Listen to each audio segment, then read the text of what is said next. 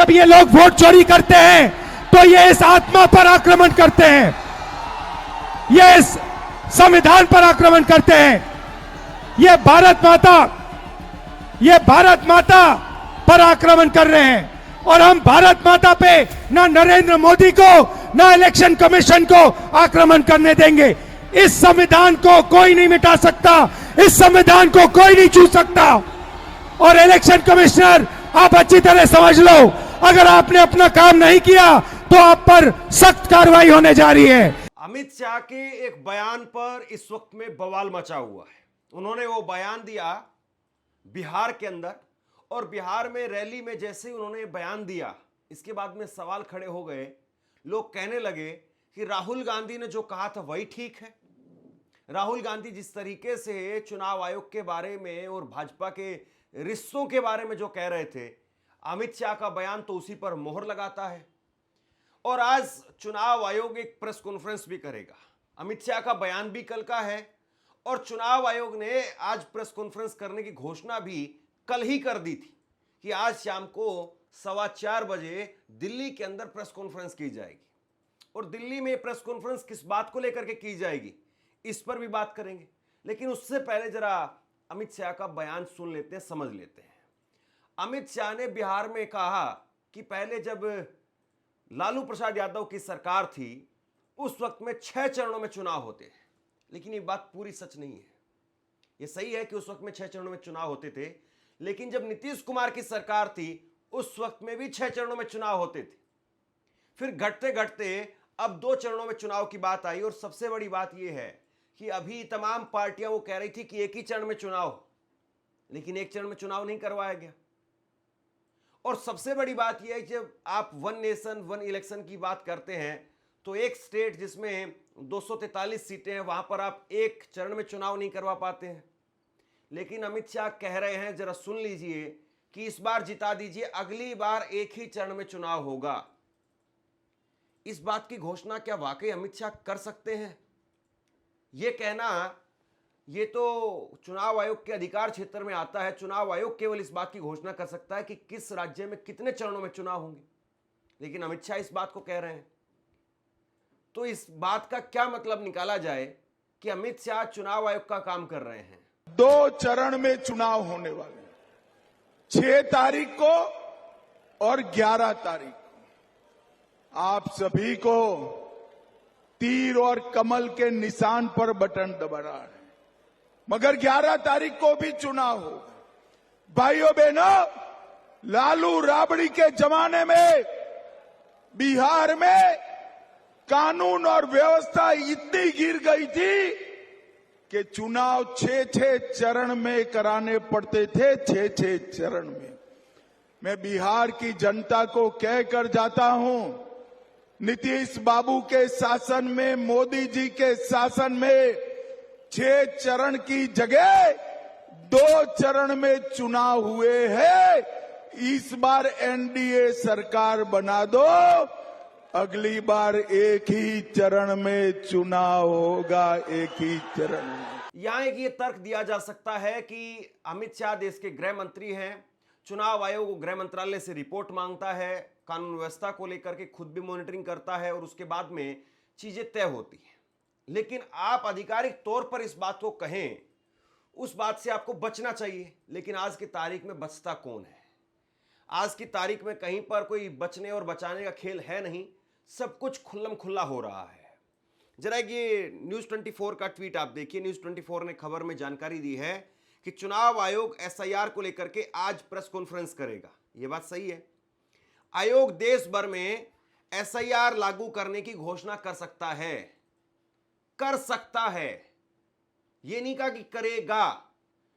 पत्रकार भी बचते हैं और प्रेस कॉन्फ्रेंस का मतलब यही होता है कि प्रेस कॉन्फ्रेंस में है, ये देख लीजिए आप, चुनाव आयोग की चिट्ठी है ये, इसमें सिर्फ यही कहा गया है कि 4:15 पर 27 तारीख को प्रेस कॉन्फ्रेंस होगी दिल्ली के अंदर विज्ञान भवन में, और ये 26 तारीख को प्रेस रिलीज जो है वो मीडिया इन्विटेशन वह जारी किया गया है।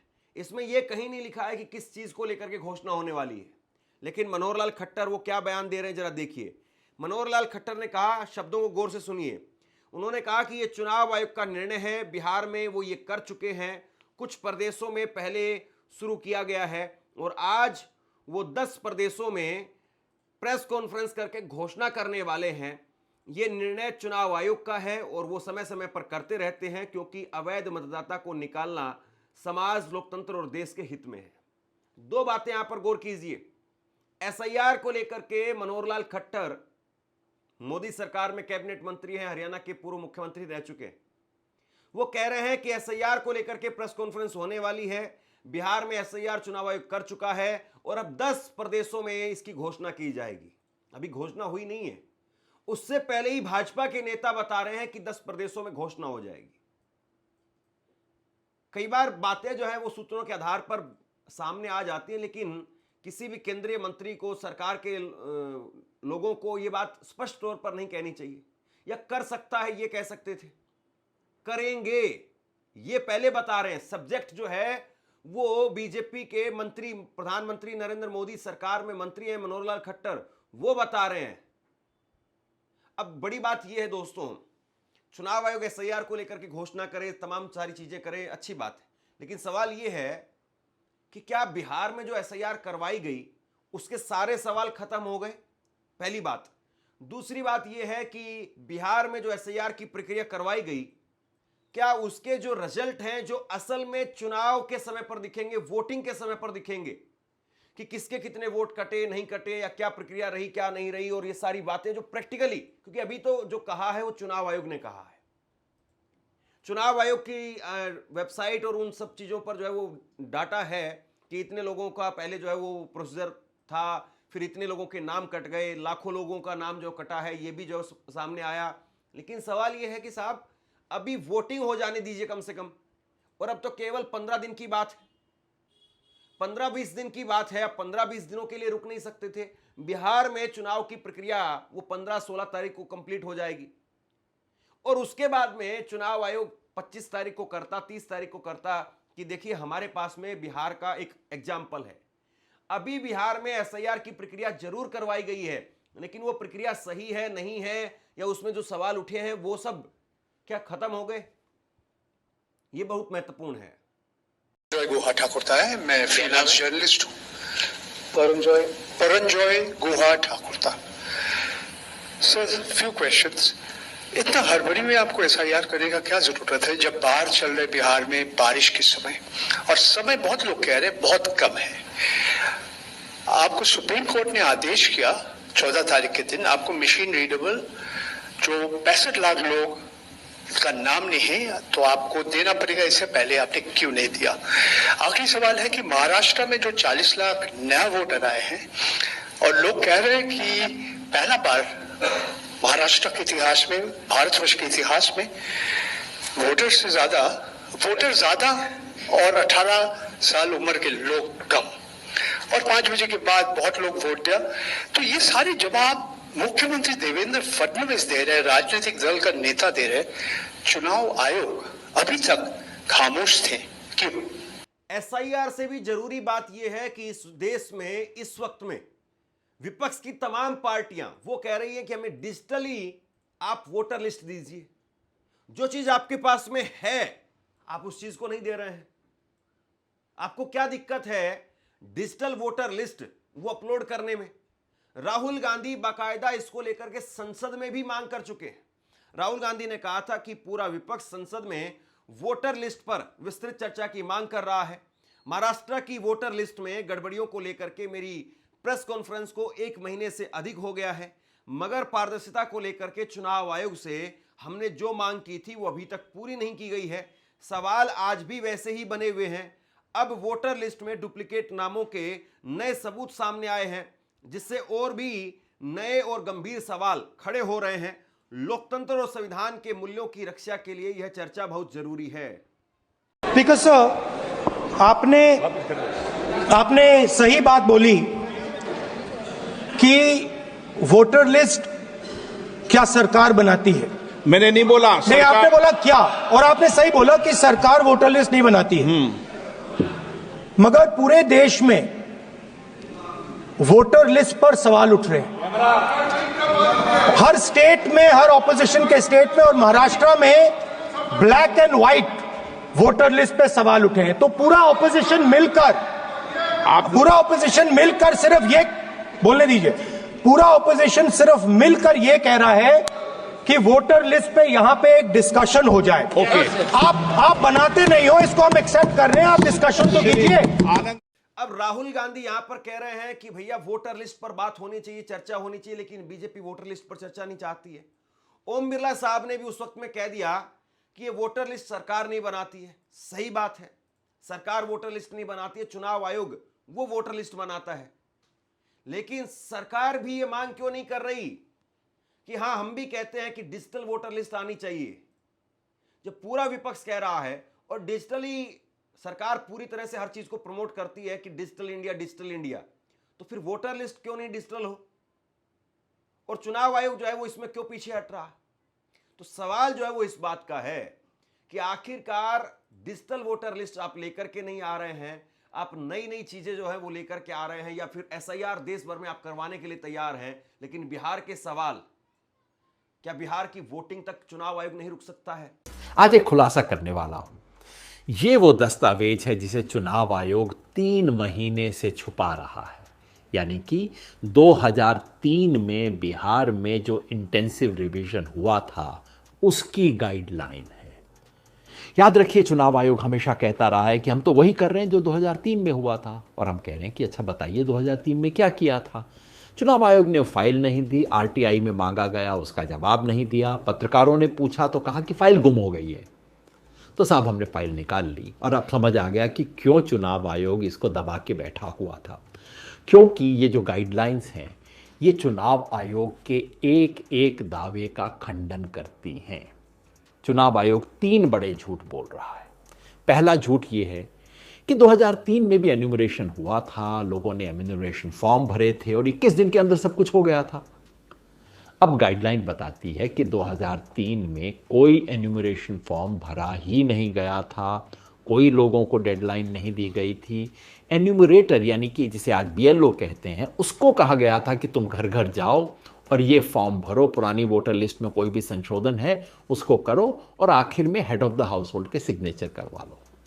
नंबर 2, चुनाव आयोग कहता है कि 2003 में तो सिर्फ 4 दस्तावेज का लोगों को ऑप्शन था, अब तो देखिए हमने 11 का ऑप्शन दे दिया है। हकीकत जो पता लगी पढ़ने के बाद वो ये कि 2003 में दस्तावेज मांगे ही नहीं गए थे। दस्तावेज केवल उन लोगों से मांगे गए थे जिनके बारे में शक था कि वो अपनी आयु ठीक नहीं बता रहे हैं या अपना ऑर्डिनरी रेजिडेंस गलत बता रहे हैं, और किसी से कोई दस्तावेज नहीं मांगा गया था।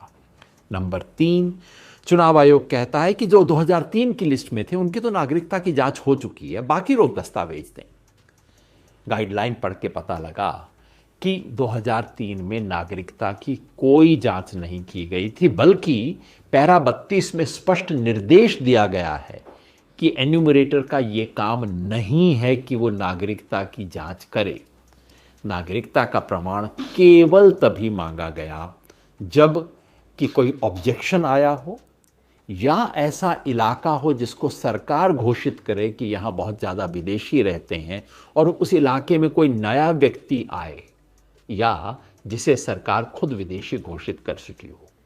मतलब कि चुनाव आयोग का एसआईआर का जो सारा दावा है कि 2003 की प्रक्रिया को हम दोहरा रहे हैं, वो बिल्कुल झूठ है। चुनाव आयोग आज प्रेस कॉन्फ्रेंस करेगा और प्रेस कॉन्फ्रेंस के बाद में स्थिति आधिकारिक तौर पर स्पष्ट हो जाएगी कि क्या वाकई एसआईआर को लेकर के आज की प्रेस कॉन्फ्रेंस है, क्या वाकई 10 अलग अलग प्रदेशों में, अलग अलग राज्यों में एसआईआर होने जा रहा है, और ये 10 राज्य वही हैं जहां पर चुनाव होने जा रहे हैं, यानी पश्चिम बंगाल है, तमिलनाडु है, असम है, ये वही राज्य हैं जहां पर चुनाव होने जा रहे हैं।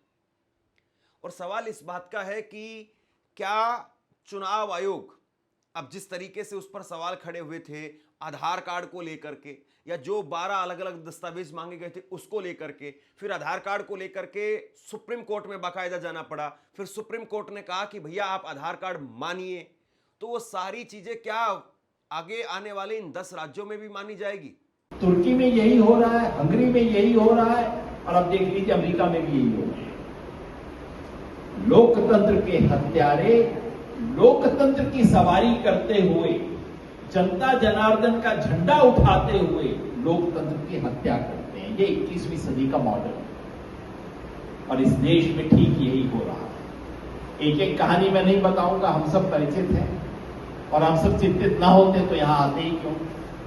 तो मैं सारी कहानी आपको नहीं बताऊंगा, लेकिन आज इस देश में जो हमने सोचा था कि चलिए एक न्यूनतम तो हमने हासिल कर लिया, खासतौर पर इमरजेंसी के बाद लगता था अब किसी की हिम्मत नहीं होगी पलट के ये काम करने की, आज उस न्यूनतम को भी पलटा जा रहा है। उस न्यूनतम का भी एक न्यूनतम था, वो था सार्वभौमिक वयस्क मताधिकार, यूनिवर्सल एडल्ट फ्रेंचाइज। हर व्यक्ति को वोट देने का अधिकार तो इस देश में था, आज उसको भी चुनौती दी। मैं आज लंबा SIR पे नहीं बोलने वाला, बोल बोल के मैं भी थक गया हूं और आप में से जिन लोगों ने सुना होगा शायद आप सुन के भी थक गए होंगे, लेकिन मोटी बात बता, ये जो SIR है ये बिहार की वोटर लिस्ट का संशोधन नहीं है। ये SIR भारत में सार्वभौमिक मताधिकार का जो अधिकार था, उस अधिकार को सर के बल खड़ा करने का प्रयत्न है। क्योंकि बिहार के इस SIR में, ये केवल बिहार का नहीं है, पूरे देश का पहला प्रयोग बिहार में किया गया है, तो पूरे देश में लागू होगा। और इस SIR की प्रक्रिया में 3 ऐसी चीजें हुई हैं जो आज तक भारत में कभी नहीं हुई और जो कि भारत के संविधान की मर्यादा के अनुरूप नहीं।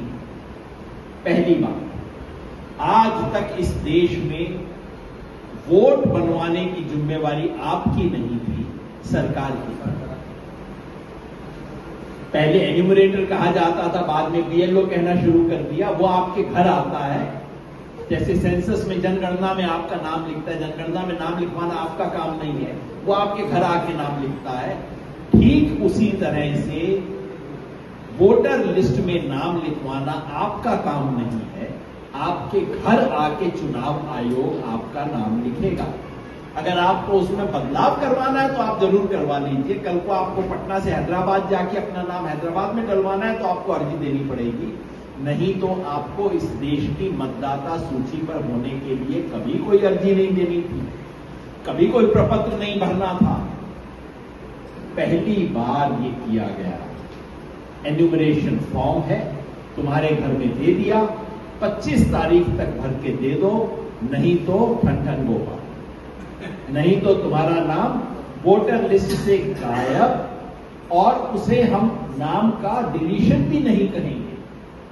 याद रखिए, जिसका भी नाम वोटर लिस्ट से। मौजूदा वक्त में ज्ञानेश कुमार मुख्य चुनाव आयुक्त थे और इनसे पहले राजीव कुमार थे। राजीव कुमार शेरो शायरी में बात करते थे और ज्ञानेश कुमार जो स्टेटमेंट देते हैं, जिस तरीके से देते हैं, राहुल गांधी को लेकर के उन्होंने कह दिया था कि भैया सबूत दो वरना माफी मांगो, तीसरा रास्ता नहीं है, और उस बात को फिर खुद भूल गए। अब 2 प्रेस कॉन्फ्रेंस हुई, बिहार के अंदर एक पटना में प्रेस कॉन्फ्रेंस हुई, दिल्ली में बिहार चुनाव की घोषणा के लिए प्रेस कॉन्फ्रेंस हुई। उसमें भी राहुल गांधी को लेकर के सवाल पूछे गए, उन सवालों का जवाब नहीं। राहुल गांधी को लेकर के चुनाव आयुक्त बोलने के लिए तैयार नहीं, और वैसे चट्टान की तरह से हम साथ खड़े हैं, ऐसी स्टेटमेंट चुनाव आयोग की तरफ से आती है। खाना बनाकर राजनीति की जा रही हो तो आज चुनाव आयोग सबको स्पष्ट करना चाहता है कि चुनाव आयोग निडरता के साथ सभी गरीब, अमीर, बुजुर्ग, महिला, युवा सहित सभी वर्गों और सभी धर्मों के मतदाताओं के साथ बिना किसी भेदभाव के चट्टान की तरह खड़ा था, खड़ा है और खड़ा रहेगा। जय हिंद, जय भारत। बहरहाल इंतजार इस बात का है कि चुनाव आयोग वो अपनी तरफ से जब आज प्रेस कॉन्फ्रेंस करने के लिए सामने आएगा तो उस पर जो सवाल खड़े हो रहे हैं, या फिर अभी इंडियन एक्सप्रेस अखबार की एक बड़ी रिपोर्ट सामने आई थी, हमने जिस पर बात की थी, जिसमें कहा गया था कि केवल 80-80 रुपए दे दे करके वोट काटे गए हैं। और यह बात वहां की इन्वेस्टिगेशन टीम ने कर्नाटका की, उन्होंने जो है ये पाया है कि 6000 वोट काटे गए, 6018 वोट काटे गए और इसको लेकर के 4,80,000 रुपए का पेमेंट किया गया।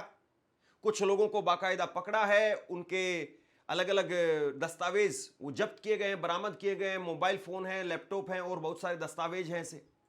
तो क्या चुनाव आयोग इन सारे सवालों का जवाब देगा? क्या चुनाव आयोग बताएगा कि आखिरकार कर्नाटका का सच क्या है? क्यों आखिरकार कर्नाटका के अंदर इस तरह की बातें हो रही हैं?